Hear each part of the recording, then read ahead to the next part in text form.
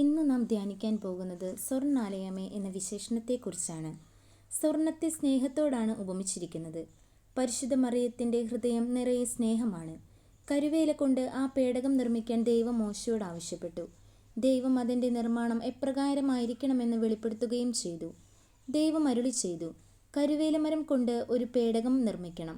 അതിന് 2 മുഴം നീളവും 1.5 മുഴം വീതിയും 1.5 മുഴം ഉയരവും ഉണ്ടായിരിക്കണം. ശുദ്ധി ചെയ്ത സ്വർണം കൊണ്ട് അതിൻ്റെ അകവും പുറവും പൊതിയണം. അതിനു മീതെ ചുറ്റും സ്വർണം കൊണ്ടുള്ള ഒരരികുപാളി ഉറപ്പിക്കണം. 4 സ്വർണ്ണ വളയങ്ങൾ ഉണ്ടാക്കി പേടകത്തിൻ്റെ ചുവട്ടിലെ 4 മൂലകളിൽ ഘടിപ്പിക്കണം. 2 എണ്ണം ഒരു വശത്തും 2 എണ്ണം മറുവശത്തുമായിരിക്കണം. കരുവേല മരം കൊണ്ട് തണ്ടുകൾ ഉണ്ടാക്കി അവയും സ്വർണം കൊണ്ട് പൊതിയണം. കൃപാസനത്തിൻ്റെ 2 അറ്റത്തുമായി അടിച്ചു പരത്തിയ സ്വർണം കൊണ്ട് 2 കെരൂബുകളെ നിർമ്മിക്കണം. തനി സ്വർണം കൊണ്ട് ഒരു വിളക്കുകാലുണ്ടാക്കണം. അതിൻ്റെ ചുവടും തണ്ടും ശശകങ്ങളും മുകുളങ്ങളും പുഷ്പങ്ങളും ഒരേ സ്വർണ്ണത്തകിടിയിൽ തീർത്തതായിരിക്കണം. വിളക്കുകാലും ഉപകരണങ്ങളുമെല്ലാം കൂടി 1 താലന്തു തനി സ്വർണം കൊണ്ട് വേണം നിർമ്മിക്കാൻ. ഇവിടെ ദേവാലയം സ്വർണം കൊണ്ട് പൂശപ്പെട്ടതുമാകട്ടെ. പരിശുദ്ധ മറിയത്തിൻ്റെ ഹൃദയം മുഴുവൻ സ്നേഹത്താൽ നിറയപ്പെട്ടിരിക്കുന്നു.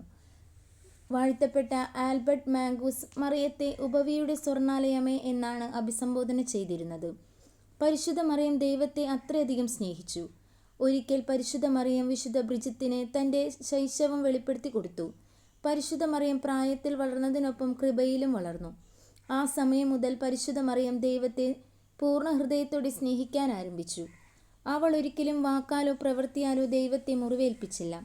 വിശുദ്ധ തോമസ് അക്വീനസ് പറയുന്നു, ദൈവവചനമാകുന്ന നിത്യമായ ജ്ഞാനം ഈ ഭൂമിയിൽ ഒരു വാസസ്ഥലമായി തിരഞ്ഞെടുത്ത സ്വർണ്ണാലയമാണ് പരിശുദ്ധ മറിയം. സ്വർണ്ണാലയമേ എന്നു നാം പ്രാർത്ഥിക്കവേ ദൈവസ്നേഹവും പരസ്നേഹവും നമ്മളിൽ നിറയുന്നു.